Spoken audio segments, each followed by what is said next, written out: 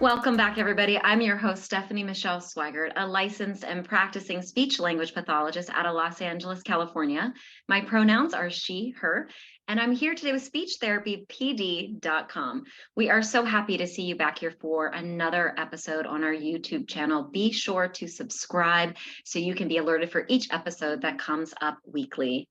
I want to give a warm welcome to our guest today, Janine Benner, MA, CCC-SLP. Thank you, Janine, so much. I know you're super busy over there. You're out in the Palm Springs area in California. Thank you for taking time to be here with us today. Absolutely. I'm thrilled to be here. Thank you.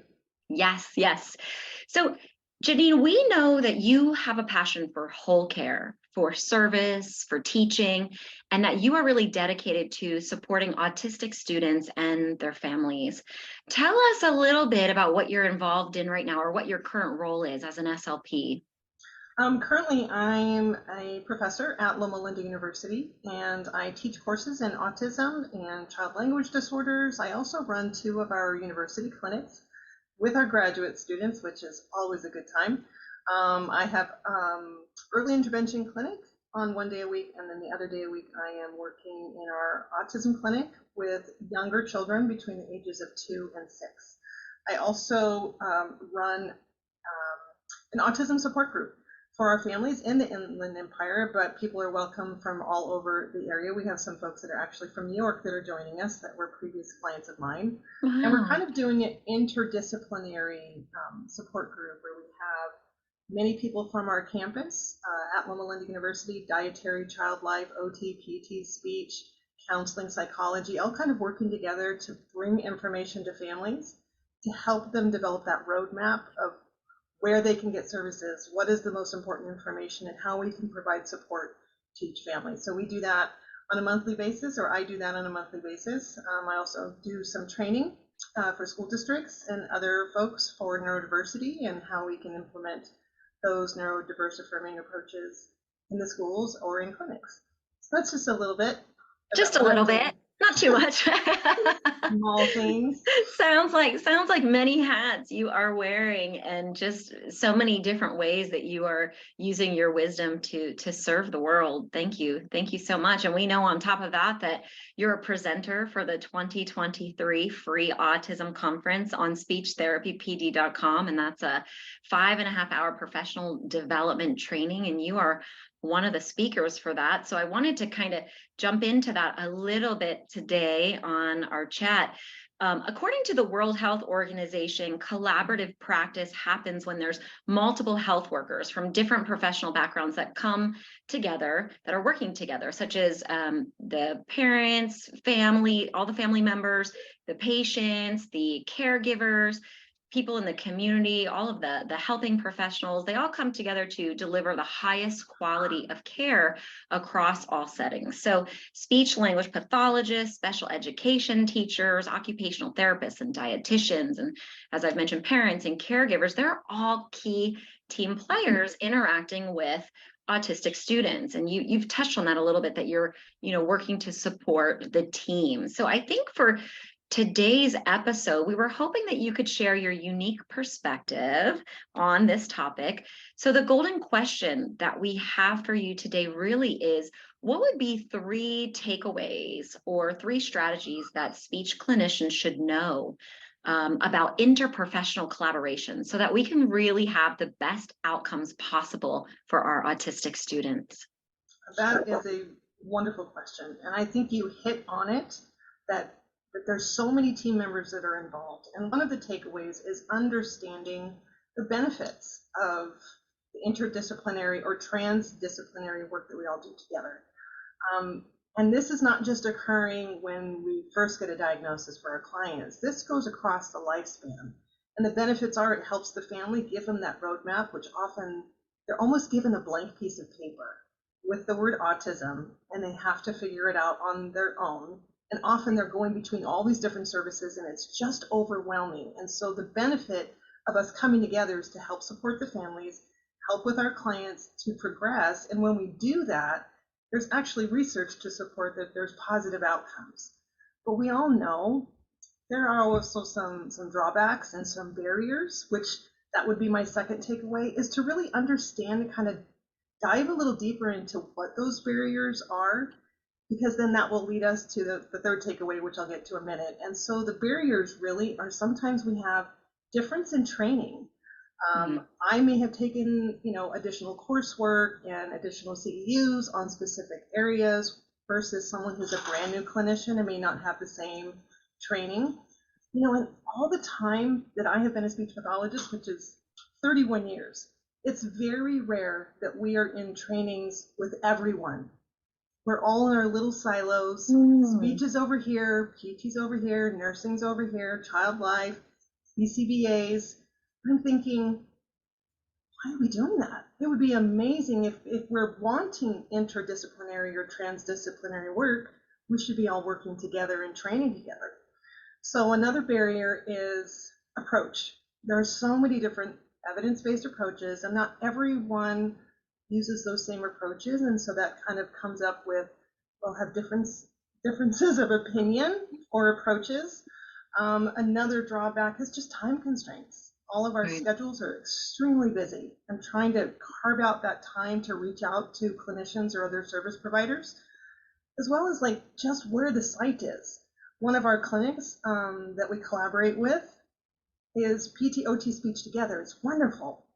A lot of clinics, you don't have that. It's just speech only. Or in the schools, speech, you're kind of on your own island with some other people. So even just where you are can really be very, very different on who you're collaborating with. For example, one of my clients sees 4 different private speech therapists, 2 different private OTs, plus BCBA, plus school-based services. And that's almost impossible for all of us to collaborate. And really, we're all kind of on a different island in a lot of ways.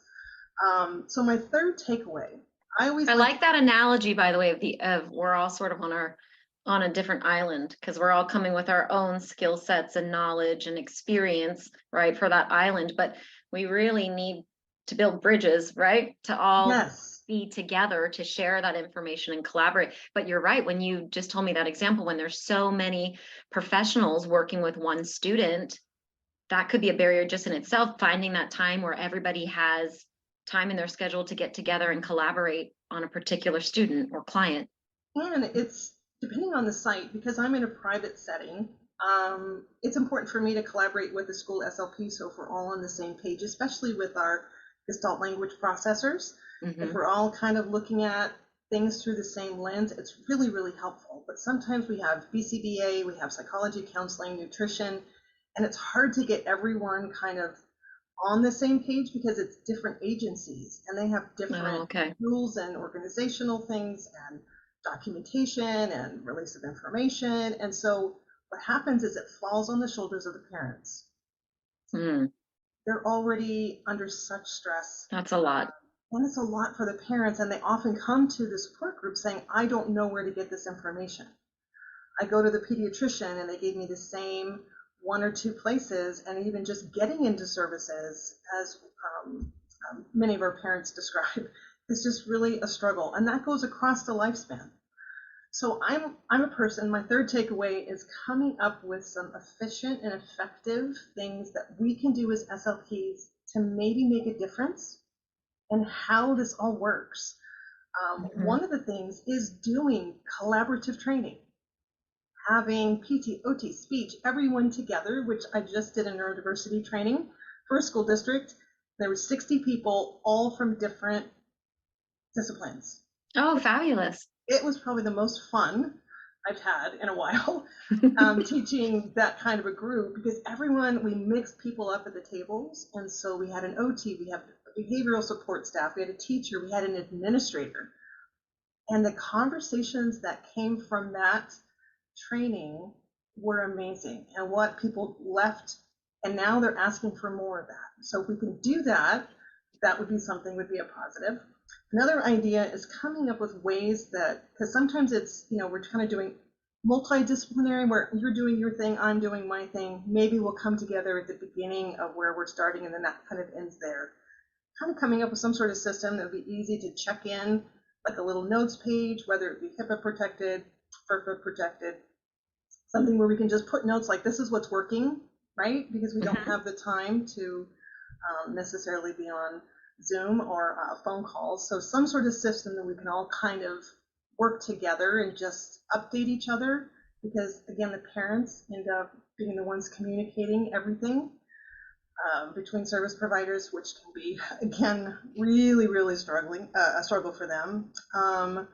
Also, I don't know about you, but when new patients come in, they give us the case history, they give us all of the information, and then I have to kind of chase down to get a release of information form, depending on the agency, depending on what's happening. And so having that completed with the case history information when we meet our patients, I think would be really helpful. And then having the parent give us all the information so we can send those off and get that information as quickly as possible, again, which I think would be a great benefit. And also providing education and training to other service providers about what you're doing, what your approach is, what services you have available. There is not one place.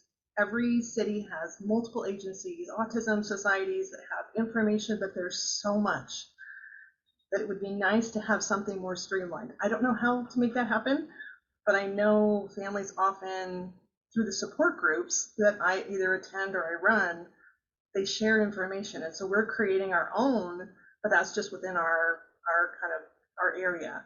So those are my 3 takeaways. I have more information, of course, but those are my main takeaways for SLPs.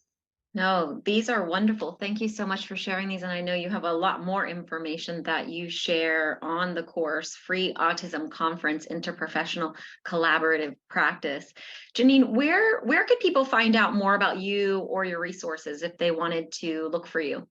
The best place to look for me is on Speech Therapy PD. You can go in the SLP Hub if you haven't checked it out. It's an amazing resource, wonderful way to connect with other clinicians, as well as those of us that are running groups or moderating.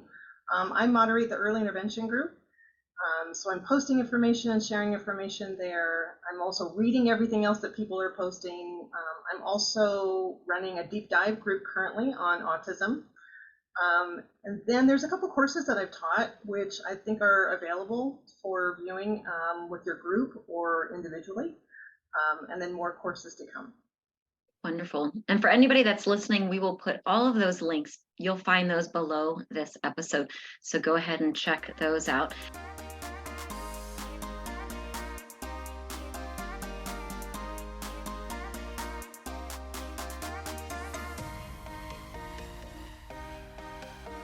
So to take a deeper dive into this topic and what Janine has to share, be sure to check out Free Autism Conference, the 2023 conference, Interprofessional Collaborative Practice. She is one of the presenters along with several others, including myself, on speechtherapypd.com. For other topics, be sure to subscribe to speechtherapypd.com. You're going to get 1-year access to over 800 live and on-demand courses, and you're going to be able to scoop up those ASHA CEUs that we need. If you're new to speechtherapypd.com, you can access a free course. So be sure to check out the information we have below for that as well. If you found this video helpful, go ahead, give it a thumbs up. You can also subscribe to our channel so that you get alerts for when new episodes are coming your way with our industry-leading experts such as Janine. And we want to see you back here next week because we're going to be answering more of those golden questions that SLPs and SLPAs are asking, and we have the answers for you. In the meantime, if you have any other comments or questions, please be sure to include those below this episode. We'll see everybody next time. Thank you.